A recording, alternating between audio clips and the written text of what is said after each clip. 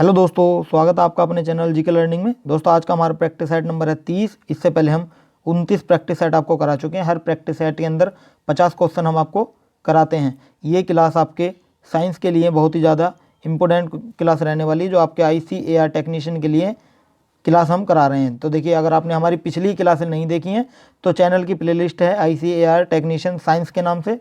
आप वहाँ जाकर हमारी सारी वीडियो देख सकते हैं पिछली, जो आपके लिए बहुत ही ज़्यादा बेनिफिशियल होंगी। देखिए, ये क्लास मैं आपको बता दूं,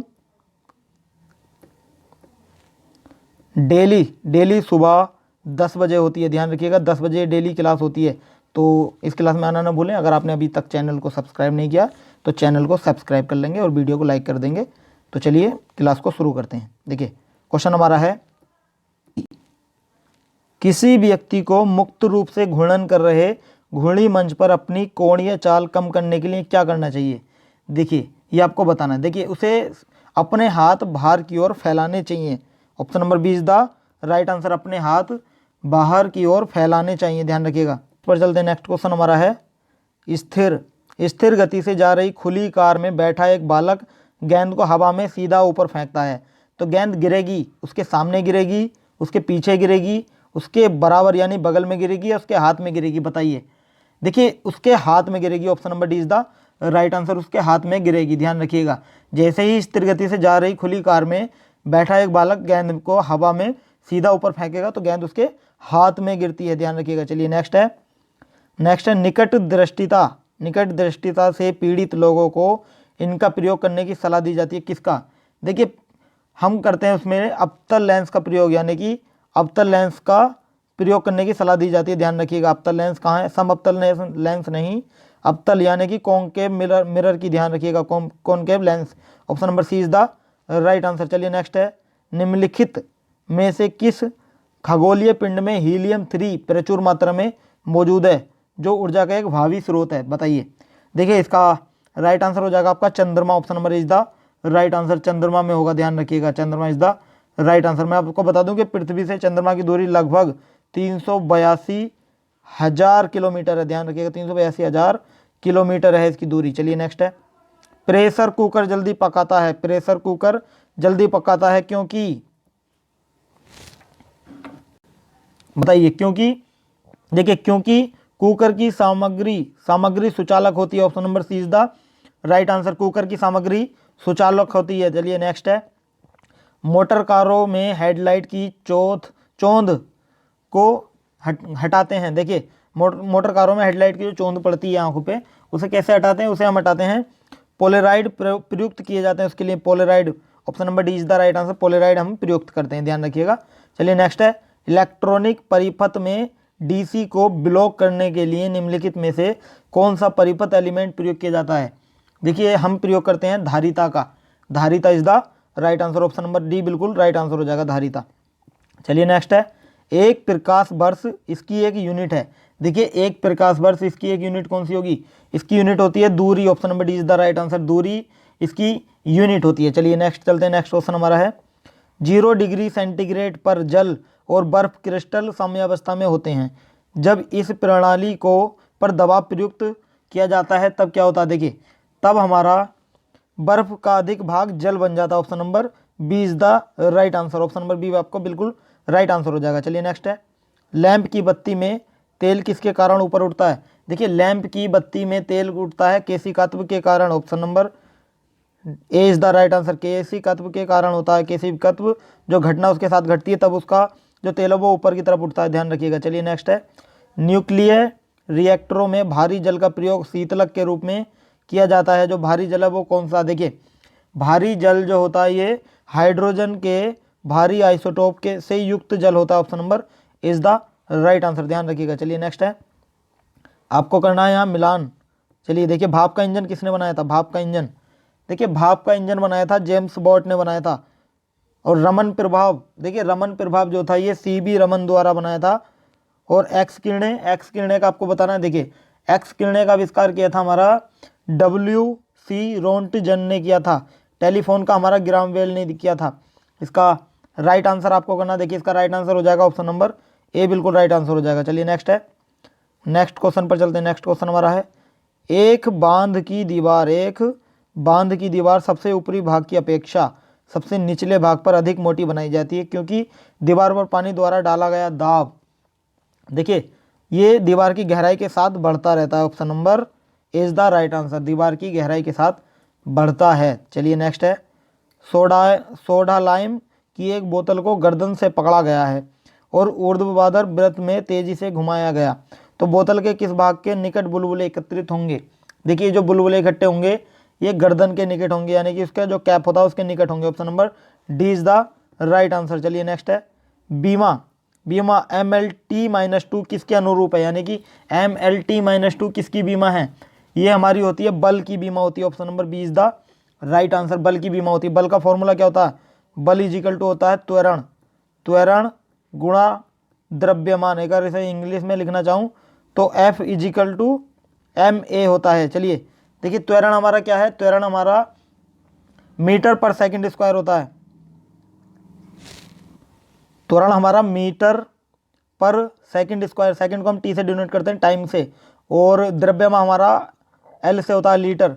तो जब ये टी ऊपर जाता है तो ये टी की घात माइनस हो जाती है, टी की घात -2 हो जाती है, तो ये हमारा बन के आता है MLT-2। ध्यान रखिएगा MLT-2 बीमा होती है बल की। चलिए नेक्स्ट है, निम्नलिखित में से कौन सा कार्बोहाइड्रेट है? देखिए कार्बोहाइड्रेट कौन सा है? ये हमारा है शुगर, केन शुगर, यानी कि ये कार्बोहाइड्रेट होता है केन शुगर। केन शुगर को हम कार्बोहाइड्रेट में गिनते हैं, ये कार्बोहाइड्रेट है। केन शुगर का मतलब होता है हमारा गन्ना। चलिए नेक्स्ट पर चलते हैं। नेक्स्ट क्वेश्चन हमारा है, पेट्रोलियम एक मिश्रण है किसका? पेट्रोलियम किसका मिश्रण है? देखिए पेट्रोलियम एक मिश्रण है किसका? देखिए पेट्रोलियम जो होता है ये किसका मिश्रण होता है? ये होता है हमारा हाइड्रोकार्बनों का मिश्रण होता है। Option number D is the right answer, हाइड्रोकार्बनों का ये मिश्रण होता है। चलिए नेक्स्ट है, सिगरेट के धुएं का मुख्य प्रदूषक क्या होता है? बताइए, आंसर करना है सभी को। देखिए ये हमारा कार्बन मोनोऑक्साइड होता है और इसके साथ में होता है nicotine. Option number C is the right answer, carbon monoxide और निकोटीन होता है, ध्यान रखिएगा। चलिए नेक्स्ट है, मुद्रणालय में प्रयुक्त टाइप धातु किसके एलॉय हैं? ये आपको बताना है। देखिए किसके एलॉय हैं? ये हमारे हैं लेड यानी शीशे के और एंटीमनी के। Option number is the right answer, शीशा और एंटीमनी के एलॉय होते हैं। चलिए नेक्स्ट है, जिंक सल्फाइड का आमतौर पर प्रयोग किया जाता है, बताइए कहाँ? देखिए जिंक सल्फाइड का आमतौर पर प्रयोग करते हैं हम कृंतकनाशी के रूप में। Option number C is the right answer, कृंतकनाशी के रूप में। चलिए नेक्स्ट क्वेश्चन पर चलते हैं। नेक्स्ट क्वेश्चन हमारा है, निम्नलिखित में से लौह अयस्क की बहुलता किसके अंदर होती है? देखिए लौह अयस्क की बहुलता होती है हमारी Fe2O3 के अंदर। Option number D is the right answer, Fe2O3 के अंदर सबसे ज़्यादा होती है। Fe2O3 के अंदर सबसे ज़्यादा होती है, ध्यान रखिएगा। चलिए नेक्स्ट है, उत्कृष्ट धातु को घोलने के लिए निम्नलिखित में से एक का प्रयोग किया जाता है, वो कौन सी है उत्कृष्ट धातु को घोलने के लिए? देखिए जो प्रयोग की जाती है वो हमारी है aqua regia. Option number A is the right answer, aqua regia हमारा राइट आंसर हो जाएगा। चलिए नेक्स्ट चलते हैं। नेक्स्ट क्वेश्चन हमारा है, बर्तन बनाने में प्रयुक्त जर्मन सिल्वर एक मिश्र धातु है, बताइए किसकी? देखिए बर्तन बनाने में जो प्रयुक्त होती है जर्मन सिल्वर, वो किसकी मिश्र धातु है? ये हमारी निकेल की, जिंक की और कॉपर की होती है। कॉपर, जिंक और nickel. Option number C is the right answer. चलिए नेक्स्ट है, लोहे को जंग लगता है किसके कारण?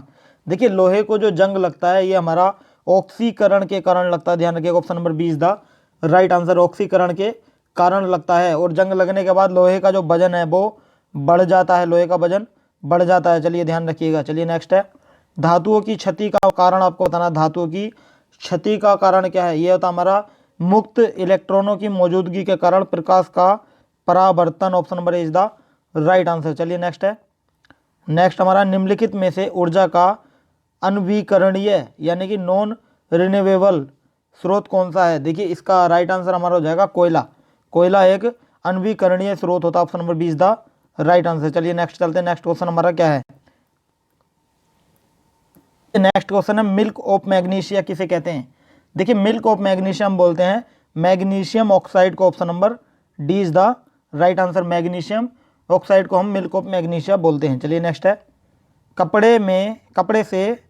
कपड़े से जंग के धब्बे हटाने के लिए निम्नलिखित में से किसे प्रयुक्त करते हैं। देखिए, कपड़े से जंग के धब्बे हटाने के लिए हम प्रयुक्त करते हैं ऑक्जेलिक अम्ल का, option number C is the right answer. Oxalic अम्ल का हम प्रयोग करते हैं। चलिए नेक्स्ट है, लिटमस पेपर प्राप्त किया जाता है। देखिए, लिटमस पेपर हम प्राप्त करते हैं लाइकेन से, option number D is the right answer.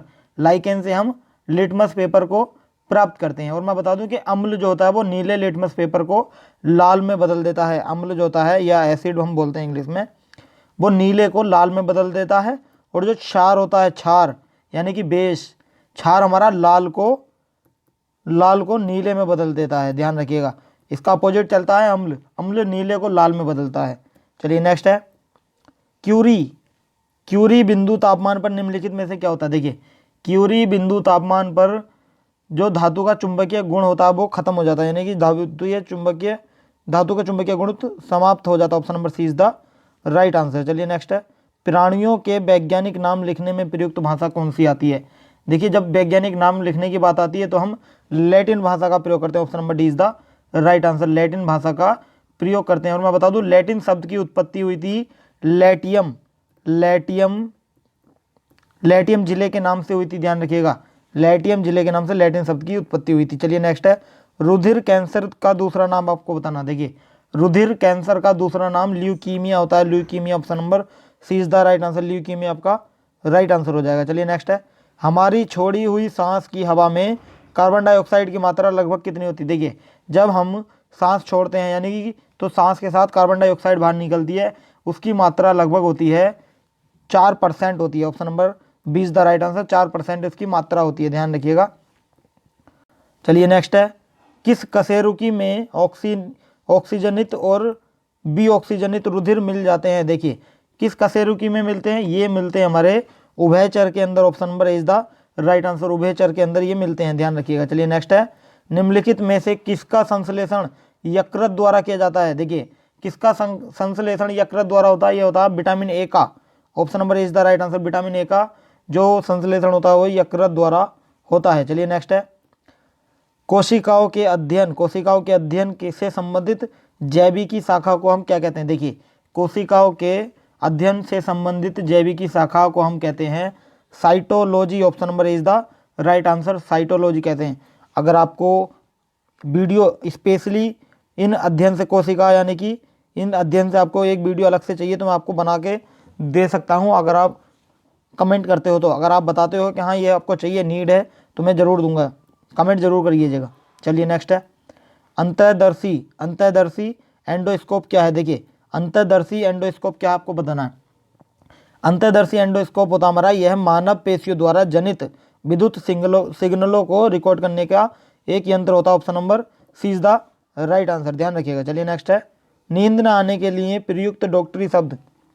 देखिए, जब नींद नहीं आती उसके लिए जो प्रयुक्त करते हैं डॉक्टर लोग, वो शब्द कौन सा, वो है हमारा insomnia. Option number 20 the right answer. चलिए नेक्स्ट है, रेडियो इम्यूनो एसआई या RIA एक चिकित्सा है जिसका प्रयोग किया जाता है किसमें।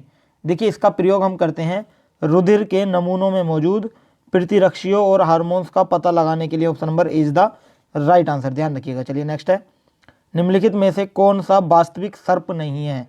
देखिए, वास्तविक सर्प कौन सा नहीं है, ये कांच सर्प जो होता है। Option number 20 the right answer. ये वास्तविक सर्प नहीं होता। बाकी जो अंध सर्प होते हैं वो वृक्ष सर्प और समुद्री सर्प, ये सब वास्तविक सर्प होते हैं। जैसे अंध सर्प, वृक्ष सर्प और समुद्री सर्प, ये वास्तविक सर्प हैं। ये कांच सर्प हमारा वास्तविक नहीं होता। ध्यान रखिएगा। चलिए नेक्स्ट है, निम्नलिखित में से कौन सा सेट स्तनपायी वर्ग से संबंधित है।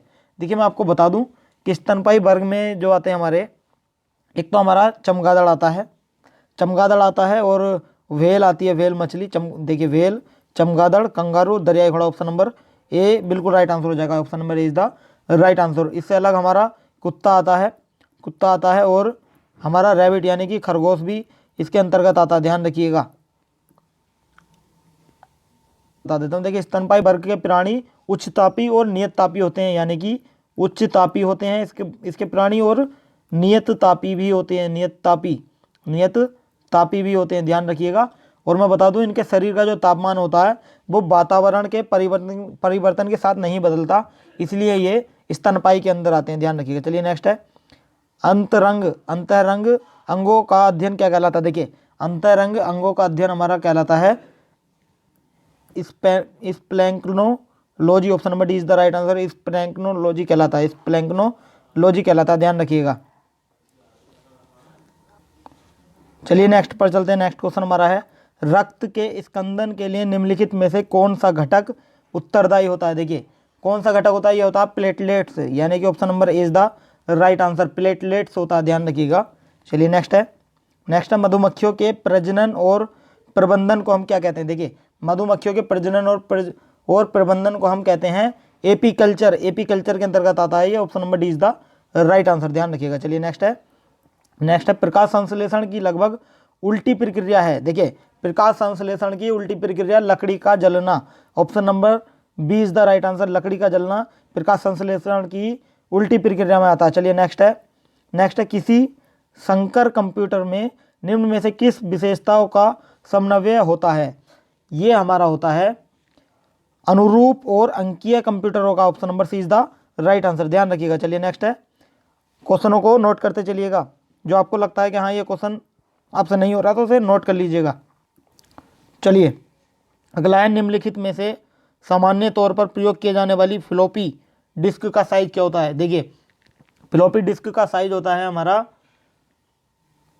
3.5 inch, option number A is the right answer, 3 inch, जैसे हम इस तरह 3.5 इंच भी लिख सकते हैं और 3 सही 1/2 भी लिख सकते हैं, ध्यान रखिएगा। चलिए नेक्स्ट है निम्नोक्त में से कौन सी दूरसंचार की मूल्य जुड़ी सेवा नहीं मानी जाती। ये हमारी हो जाएगी इलेक्ट्रॉनिक मेल नहीं माना जाता, option number is the right answer, electronic mail को नहीं मानते हैं। चलिए नेक्स्ट है लोकल एरिया नेटवर्क में निम्न में से मद का प्रयोग नहीं किया जाता। देखिए इसका राइट आंसर आपका हो जाएगा मोडेम का प्रयोग नहीं करते, ऑप्शन नंबर बी बिल्कुल राइट आंसर हो जाएगा, मोडेम का प्रयोग नहीं किया जाता है। चलिए नेक्स्ट है संगणकों यानी कि कंप्यूटरों में मौलिक प्रयोज्यता के लिए AND का प्रयोग किस लिए करते हैं। देखिए AND का प्रयोग हम करते हैं जोड़ने के लिए, option number A is the right answer, जोड़ने के लिए हम इसका प्रयोग करते हैं। चलिए आज का सेशन हमारा यहीं समाप्त होता है। आपको हमारी वीडियो कैसी लगी हमें कमेंट करके ज़रूर बताएं, और कितने क्वेश्चन आपके बिल्कुल सही हुए इन 50 क्वेश्चनों में से, ये भी हमें कमेंट करें। अगर आपको इस क्लास की PDF चाहिए तो आप हमारे टेलीग्राम चैनल से जुड़ सकते हैं, जिसका लिंक हमने वीडियो के डिस्क्रिप्शन बॉक्स में दिया हुआ है, आप वहाँ जाकर हमें ज्वाइन कर सकते हैं। तो चैनल को अगर आपने सब्सक्राइब नहीं किया तो अभी सब्सक्राइब कर ले, ताकि आने वाली हर अपडेट आपको समय अनुसार मिलती रहे। तो आज के लिए इतना ही, सो मच।